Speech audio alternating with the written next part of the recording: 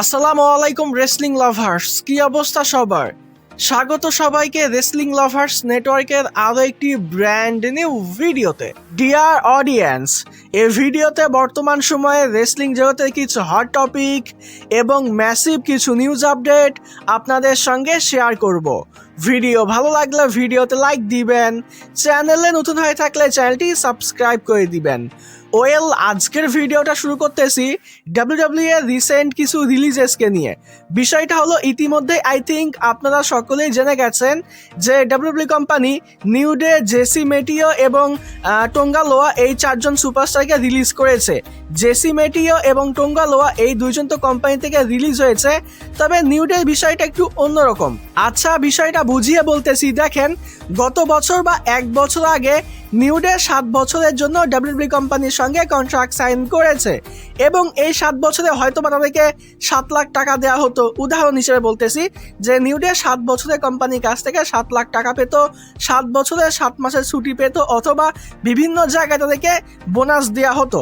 তবে এবছরে সে কোম্পানি নিউডেকে বলতেছে যে আপনাদের কন্ট্রাক্টটা আমরা একটু এডিট করতে চাই। যেরকম আপনারা 7 বছরের জন্য কোম্পানির সঙ্গে কন্ট্রাক্ট সাইন করেছেন, তবে কন্ট্রাক্টটা এডিট করে আমরা এই কন্ট্রাক্টটা 3 বছরে করে দিব, এরকম একটা বিষয়। অথবা 7 বছরই কোম্পানির সঙ্গে থাকবেন, তবে 7 লাখের জায়গায় এবার আপনাদেরকে 5 লাখ টাকা দেওয়া হবে। অথবা আপনারা 7 মাসের ছুটি পেতেন, সেখানে এবার 2 মাসের ছুটি দেওয়া হবে। অথবা আপনারা যে বোনাসগুলো পেতেন, এই বোনাসগুলো আর দেওয়া হবে না, এরকম একটা বিষয়। মানে নিউ ডে যে জিনিসগুলো পেত, সেই জিনিসগুলো নিউ ডেকে দেওয়া হবে না, তো এমনটা নিউ ডেকে জানানো হয়। তো যেই বিষয়টার সঙ্গে নিউ ডে অ্যাগ্রি করে না, আবার কোম্পানিও কিন্তু আগে কন্ট্রাক্টে থাকবে না, তারা নতুন করে এডিট করতে চায়। তো যার জন্য দুই পক্ষ মিলে ডিসাইড করেছে, নিউ ডে বলেছে না, আমরা যেরকম ছিলাম এরকমই যদি দেওয়া হয় তাহলে কোম্পানির সঙ্গে থাকবো, আর তা না হলে থাকবো না। যার জন্য সে সিদ্ধান্ত এটাই হয়েছে, নিউ ডে কোম্পানি ছেড়ে চলে গেছে, এরকম একটা বিষয়। মানে অন্যদেরকে রিলিজ করা হয়েছে, তবে নিউ ডে ক্ষেত্রে দুই পক্ষ বসে ডিসাইড করেছে নিউ ডে আর কোম্পানির সঙ্গে থাকবে না। তো এটা কিন্তু ভাই নিউ ডেকে অপমান করায়। কই এই যে এই ট্যাগ টিম, এটা কিন্তু ছোটোখাটো কোনো ট্যাগ টিম না ভাই, এটা কিন্তু লেজেন্ডারি একটা ট্যাগ টিম। অলমোস্ট 15 থেকে 16 বছর কোম্পানির সঙ্গে ছিল। গত বছর তারা 7 বছরের একটা কন্ট্রাক্ট সাইনও করেছে, তবে এবার এসে বলতেছে আপনাদের কন্ট্রাক্টটা এডিট করা হবে। এটা তো অপমান করাই ভাই। নিউ ডে আর 4-5 বছর কোম্পানি থাকলে তারা রেসলিং থেকে রিটায়ার করে তারা হল অফ ফেমে ইন্ডাক্ট হতো, অথচ তাদেরকে কোম্পানি বের করে দিল এরকম একটা ঝামেলা করে। তো এটা ভাই খুবই খারাপ একটা বিষয়, এটা নিয়ে আমি কিছু বলতে চাই না। তবে এখানে একটা বিষয় আছে, সেটা হলো রিসেন্টলি AEW কোম্পানি কিন্তু নিউ ডের প্রতি ইন্টারেস্ট শো করতেছে। AEW বেশ কিছু সুপারস্টার কিন্তু নিউ ডেকে নিয়ে পোস্ট করতেছে, টুইট করতেছে। তো যেটা হিন্ট করতেছে যে 90 দিনের যে নন কম্পিট ক্লোজ লেগেছে নিউ ডের ওপরে, এটা কেটে গেলেই নিউ ডে পসিবলি AEW কোম্পানির সঙ্গে যুক্ত হয়ে যাবে। তো আপাতত এটা হলো নিউ ডেকে নিয়ে আপডেট। আর জেসি মেটিওর কথা যদি বলি, তাহলে সে যে কোম্পানিটা ভালো কিছু করতে পারবে না, সে কিন্তু শুরু থেকেই আমার পছন্দ ছিল না। তবে একজন সুপারস্টারকে কোম্পানিতে নিয়ে আসার পরে তাকে তো ব্যবহার করতে হবে না, তার মধ্যে কি পোটেনশিয়াল আছে, সে কি করতে পারবে না, এই বিষয়গুলো তো দেখতে হবে। তবে তাকে কোনো সুযোগ না দিয়েই কোম্পানির মতো করে জেসি মেটিওকে কিছুদিন চালালো, এখন বলতেছে না জেসি মেটিও দিয়ে কাজ হবে না, চলো বের করে দাও একে। আর টোঙ্গা লোয়ার কথা, তার কথা কি বলবো, গডকে কোম্পানি থেকে রিলিজ করা হয়েছে, আমি খুবই আপসেট। এবার আসি পরবর্তী আপডেটে। পরবর্তী আপডেটটা হলো ট্রাইবাল চিফ OTC1 রোমান রেইন্সকে নিয়ে। তো রোমান রেইন্সকে নিয়ে একটা গুড নিউজ আছে, বা রোমান রেইন্সকে নিয়ে একটা ভালো আপডেট আছে।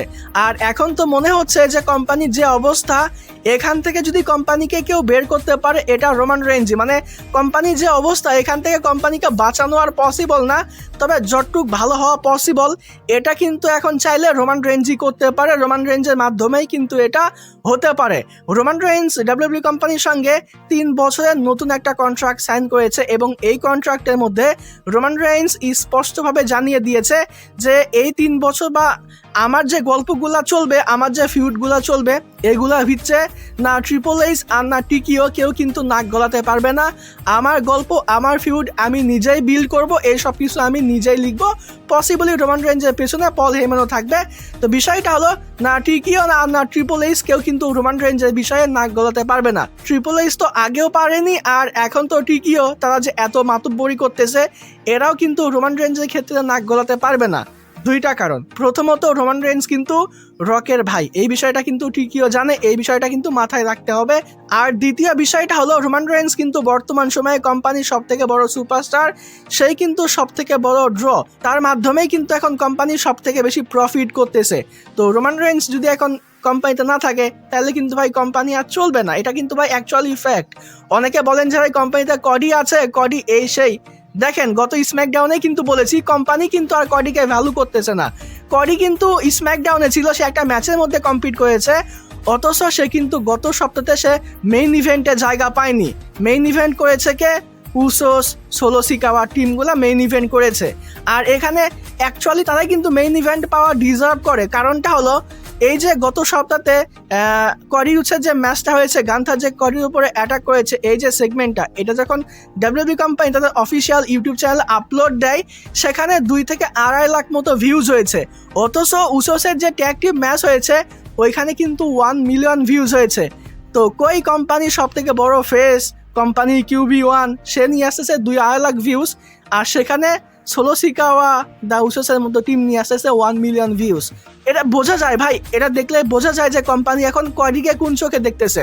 আমি এখানে আরও একটা উদাহরণ দিই, দেখেন রোমান রেইন্স কিন্তু উইকলি শোতে এখন নর্মালি ম্যাচের মধ্যে কম্পিট করে না, এটাই স্বাভাবিক, তার স্টার পাওয়ারই এত বেশি।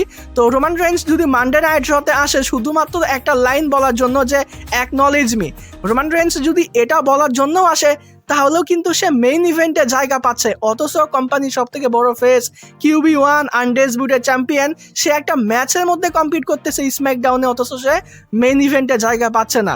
সো রোমান রেইন্সের সঙ্গে কডি কোনো কম্পেয়ার হবে না, পারলে রোমানই পারবে, কডি পারবে না, এই বিষয়গুলো কিন্তু ভাই বোঝা যায়, এই বিষয়গুলো কিন্তু ভাই মানতে হবে। ডিয়ার অডিয়েন্স, একটা গুরুত্বপূর্ণ বিষয়, আই থিঙ্ক আপনারা সকলেই জানেন যে আমাদের এই চ্যানেলের জন্য একটা অফিসিয়াল ফেসবুক গ্রুপ তৈরি করা হয়েছে। তো এই গ্রুপে কিছু অ্যাক্টিভ মেম্বার এবং কিছু অ্যাক্টিভ মডারেটরের প্রয়োজন। তো যারা ইন্টারেস্টেড তারা অবশ্যই আমাদের এই ফেসবুক গ্রুপে জয়েন হয়ে যাবেন। যারা রেগুলার বেশি বেশি পোস্ট করবেন এদের মধ্যে থেকে কিছু অ্যাক্টিভ মেম্বারকে আমাদের অফিসিয়াল ফেসবুক গ্রুপের মডারেটর বানিয়ে দেওয়া হবে। তো যারা ইন্টারেস্টেড অবশ্যই আমাদের ফেসবুক পেজকে ফলো করে দিবেন এবং আমাদের অফিসিয়াল ফেসবুক পেজে জয়েন হয়ে যাবেন। আমি তো স্ক্রিনশট দেখিয়ে দিলাম, তাছাড়াও আমি আমাদের ফেসবুক গ্রুপের লিঙ্ক পিন কমেন্টে দিয়ে রাখবো। আর বারে হচ্ছে আওয়াজ তো আপনারা নিশ্চয়ই পাচ্ছেন, তো এরকম আওয়াজ হয় ভিডিও বানানোর সময়। যাই হোক, এখানে রোমান রেইন্সকে নিয়ে আরও একটা আপডেট দিতে চাই, যে বিষয়টা নিয়ে বর্তমান সময়ে অনেক বেশি কনফিউশন চলতেছে। আর সেটা হলো রোমান রেইন্সকে কিন্তু জুন মাসের শেষ পর্যন্ত, নাইট অফ চ্যাম্পিয়ন্স পর্যন্ত প্রত্যেকটা মানডে নাইট শোয়ের জন্য অ্যাডভার্টাইজ করা হয়েছিল, তবে আবার সেখান থেকে রোমান রেইন্সকে রিমুভও করা হয়েছে।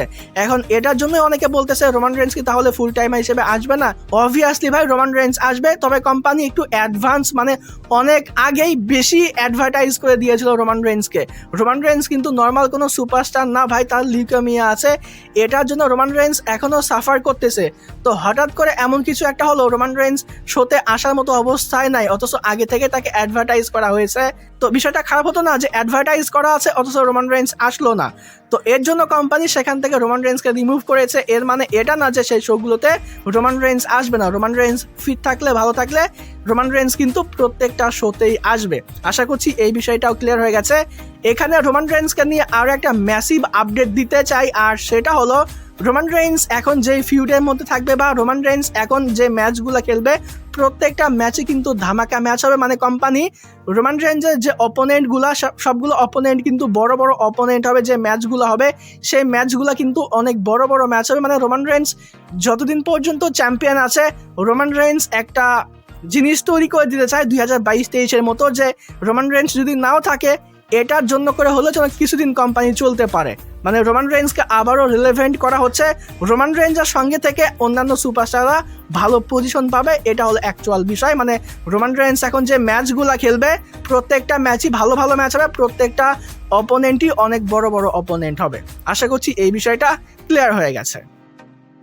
এবার আসি পরবর্তী আপডেটটা হলো এজেলিকে নিয়ে।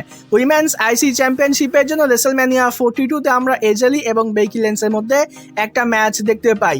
এই ম্যাচটা শেষ হয়ে যাওয়ার পরে ব্যাক স্টেজে আমরা কিন্তু এই দুজনের মধ্যে একটা ফটো দেখতে পাই এবং আপডেট আসে যে এজেলি এই ম্যাচের মধ্য দিয়ে সে রেসলিং থেকে রিটায়ার করে নিয়েছে। তবে এই আপডেটটা কিন্তু 100% সঠিক নয়। কারণটা হলো এজেলি ডেফিনেটলি লম্বা সময়ের জন্য কোম্পানির কাছ থেকে টাইম অফ নিয়েছে, পসিবলি এটা 2 থেকে 3 মাস মতো হবে। কারণ আপডেট অনুযায়ী সামার স্ল্যামের আগে আমরা এজেলির আবারও রিটার্ন দেখতে পেয়ে যাব এবং সামার স্ল্যামে সে একটা ম্যাচের মধ্যেও কম্পিট করবে। তাই তার যে রিটায়ারমেন্টের ব্যাপারে যে আপডেটগুলো আপনারা শুনেছেন, এই আপডেটগুলো কিন্তু 100% সঠিক নয়। 2-3 মাসের জন্য এজেলি ডেফিনেটলি কোম্পানির কাছ থেকে অফ নিয়েছে, তার মানে এটা না সে রেসলিং থেকে রিটায়ার করেছে। আমরা সামার স্ল্যামের আগে আবারও এজেলি রিটার্ন দেখতে পেয়ে যাব। আশা করছি এই বিষয়টা বুঝতে পেরেছেন। এবার কথা বলি স্টেফনি ভেকারকে নিয়ে। রেসলম্যানিয়া 42-তে উইমেন্স ওয়ার্ল্ড চ্যাম্পিয়নশিপের জন্য আমরা লিভ মর্গান এবং স্টেফনি ভেকারের মধ্যে ম্যাচ দেখতে পাই। এই ম্যাচকে নিয়ে কিন্তু আমাদের অনেক বেশি প্রত্যাশা ছিল, তবে এই ম্যাচটা কিন্তু খুব একটা বেশি ভালো হয়নি। কারণটা হলো ওই ম্যাচের মধ্যে কিন্তু স্টেফনি ভেকার 100% ফিট ছিল না, যার জন্য কোম্পানি কিন্তু তাড়াহুড়া করেই এই ম্যাচটা শেষ করেছে। যেহেতু ওই ম্যাচটা ভালো হয়নি, তাই কোম্পানি এদের মধ্যে আরও একটা ম্যাচ করতে চেয়েছিল ব্যাকল্যাশে।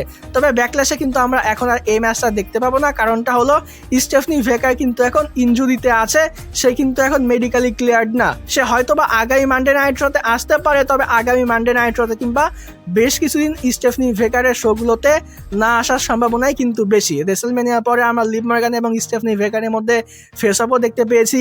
গত মানডে নাইট রতে জাজমেন্টে স্টেফনি ভেকারের উপরে অ্যাটাক করেছিল। তো এই যে অ্যাঙ্গেলটা দেখানো হয়েছিল, এটা দেখানো হয়েছে শুধুমাত্র স্টেফনি ভেকারের ইনজুরির জন্য।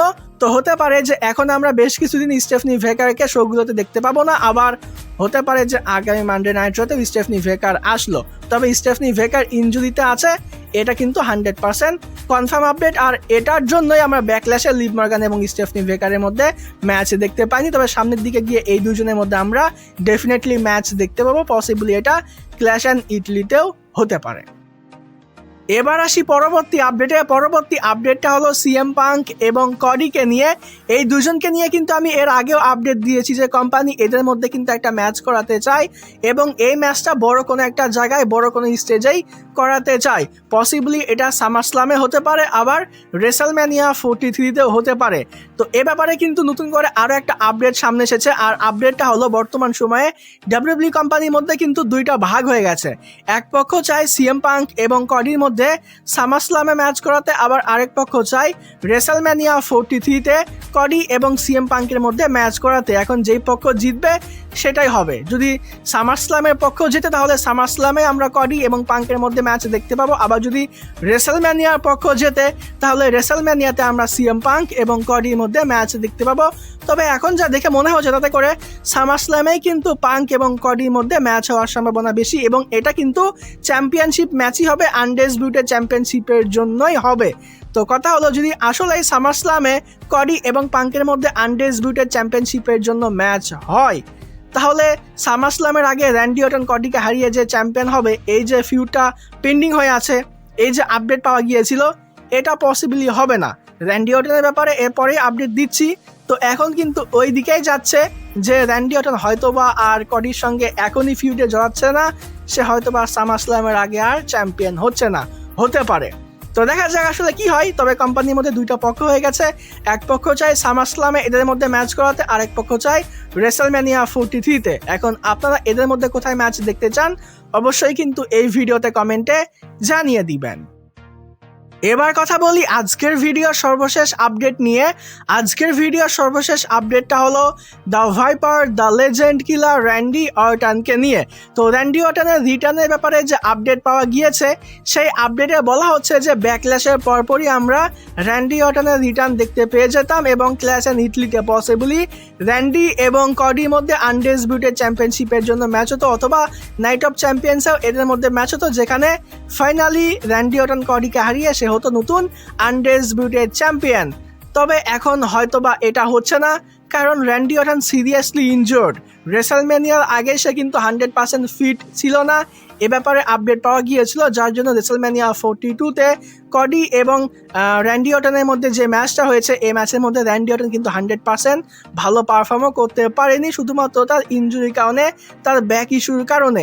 তো পসিবলি তার ইনজুরিটা আরও একটু সিরিয়াস হয়েছে, যার জন্য আমরা এখনও পর্যন্ত রেসেলম্যানিয়ার পরে র্যান্ডি অর্টনের রিটার্ন দেখতে পেয়ে যাইনি, আর হয়তোবা ব্যাকল্যাশের পরেও দেখতে পাবো না।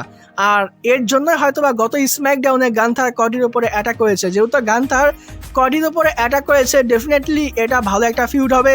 দুই পক্ষের মধ্যে আমরা পসিবলি দুইটা অন্তত ম্যাচ দেখতে পাবো। তো হতে পারে এটা ক্ল্যাশ অ্যান্ড ইটলিতে অথবা নাইট অফ চ্যাম্পিয়ন্সে। তো পসিবলি এই অ্যারাউন্ডই কিন্তু এখন কডির গল্প চলবে। র্যান্ডি অর্টন সিরিয়াস কোনো একটা ঝামেলায় আছে, এর জন্যই কিন্তু র্যান্ডি অর্টনের জায়গায় এখন গান্থারকে নিয়ে আসা হয়েছে। তো ব্যাকল্যাশের পরপর যে র্যান্ডি অর্টনের রিটার্ন হতো, পসিবলি এটা এখন আর হচ্ছে না।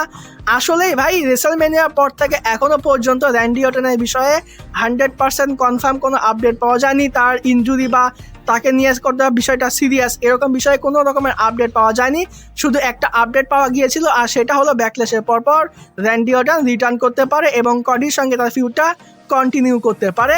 তো দেখা যাক আসলে বিষয়টা কি হয়। পসিবলি র্যান্ডি অর্টনের বিষয়টি একটু সিরিয়াস, যার জন্য র্যান্ডি অর্টনের জায়গায় এখন গান্থারের সঙ্গে আমরা কডির ফিউড দেখতে পাবো বা দেখতে পাচ্ছি। তো যাই হোক ডিয়ার অডিয়েন্স, এই ভিডিওটা এ পর্যন্তই ছিল। আশা করছি ভিডিওটি ভালো লেগেছে।